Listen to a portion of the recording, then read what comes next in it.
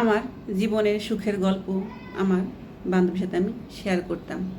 বিয়ের পর থেকেই আমার বান্ধবীকে আমি সবটা জানাতাম। আসলে সেই সুখের গল্পগুলো যে আমার জীবনের কাল হয়ে দাঁড়াবে আমি বুঝতে পারিনি। যাকে বিশ্বাস করে আমার সবটা বলতাম, সেই মানুষটাই আমার সুখটাই কেড়ে নিল। আমার খুব ভালো একজন বান্ধবী ছিল, আমি অনেক কথাই ওর সাথে শেয়ার করতাম। আমার স্বামী রাসেল আমাকে খুব ভালোবাসতো, ভীষণ ভালোবাসতো এবং অনেক আদর যত্ন করতো, টেক কেয়ার করতো। আমাদের পারিবারিকভাবেই বিয়ে হয়, আমরা ভালোবেসে বিয়ে করিনি। তারপরেও মনে হতো ওর সাথে আমি সম্পর্ক করে বিয়ে করেছি। ও আমাকে এতটাই ভালোবাসতো, এতটাই কেয়ার করতো। আমি সময় পেলে, আমার স্বামী যখন অফিসে চলে যেত, তখন আমি সময় পেলে আমার সেই বান্ধবীটার সাথে কথা বলতাম।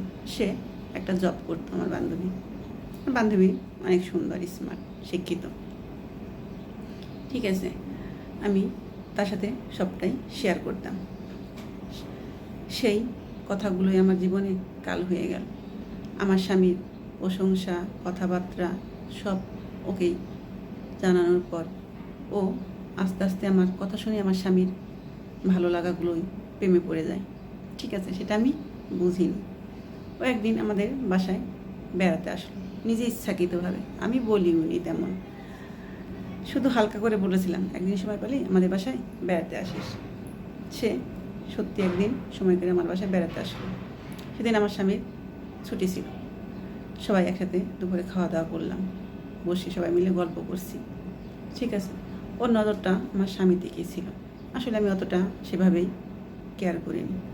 সেদিন ও সুন্দর করে সেজে গুজে, মাথায় ফুল গুজে একটা দারুণ একটা শাড়ি পরে এসেছিল।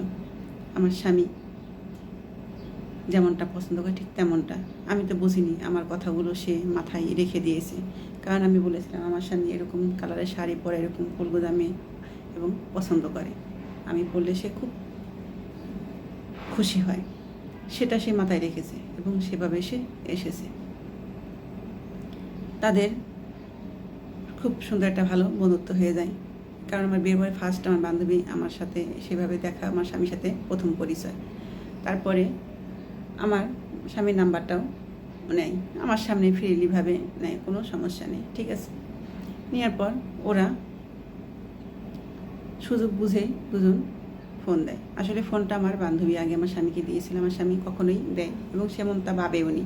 ঠিক আছে, কারণ আমার স্বামীর গুণগুলো, প্রশংসাগুলো যখন তার কাছে বলতাম, সে আমার স্বামী সেই কথার, সেই ভালোবাসার মায়ে পড়ে গেছে, সেটা আমি বুঝতে পারিনি।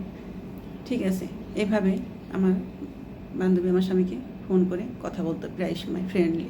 আস্তে আস্তে তারা গভীর কথা শুরু করে। আমার বান্ধবীটাই আগে সেই গভীর কথা শুরু করে, সেটা আমি বুঝতে পারি কিছুদিন পর। আমার স্বামী তেমন আমাকে সময় দেয় না এবং অফিসে গেলেও আমার খোঁজ খবর নেয় না। আমি ফোন দিলে উল্টো বিজি দেখায়। ঠিক আছে, বুঝতে পারি না কেন এমন হচ্ছে। আস্তে আস্তে দেখি আমার স্বামীর পরিবর্তনটা অন্যরকম। ছুটির দিনে যে স্বামী আমাকে নিয়ে একটু ঘুরতে যাইতো, সেই সময়টা তার বন্ধু বান্ধব ঘুরে দেয়, বলে আজকে অমুকের সাথে ঘুরতে যাব, এখানে যাব, তোমার সাথে যাবো না। এরকম করতে করতে আমাদের 3-4 মাস কেটে যায়। আমার স্বামী যত দিন যত আমার থেকে দূরে সরে যায়।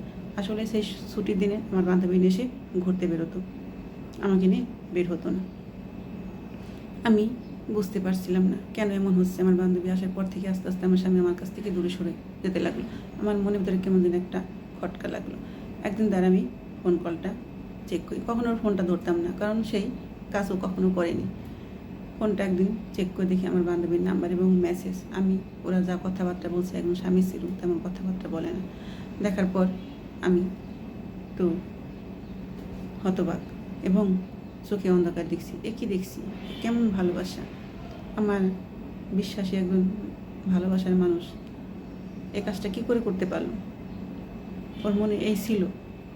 আসলে ওখানে লেখা ছিল, ওরা মেসেজ করতো, মেসেজে অনেক কথাই বলতো যে আমি ওর মুখে শুনে আমি তোমাকে ভালোবেসে ফেলেছিলাম, ও তোমার এত প্রশংসা করতো, সেই প্রশংসার আমি প্রেমে পড়ে গেছিলাম, তাই তোমার বাসায় যাওয়ার ইচ্ছা ছিল। ও না বলতে না বলতে আমি তোমার বাসায় চলে যাই এবং ছুটির দিনে তোমাকে দেখতে যাই এবং তোমাকে দেখে আমার অনেক ভালো লাগে।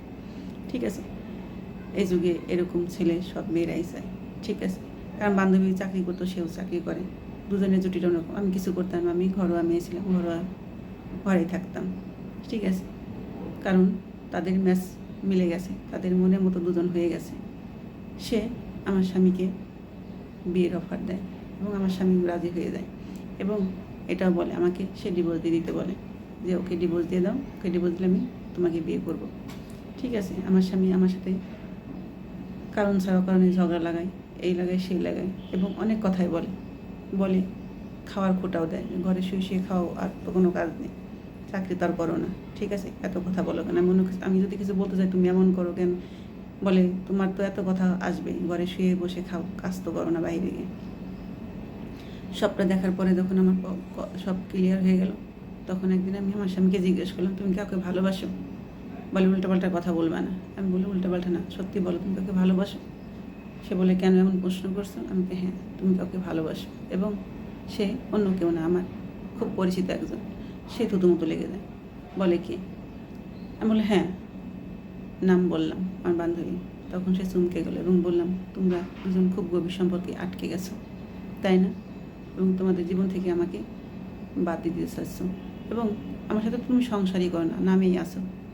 ঠিক আছে, যেহেতু তুমি ওকে ভালোই বাসো আর আমার সুখের সংসারের আগুন লাগার কারণই আমি, কারণ আমি বিশ্বাস করি আমি সব কথা আমার বান্ধবীকে বলতাম, তাই আজ আমার সংসারটা ভেঙে গেল।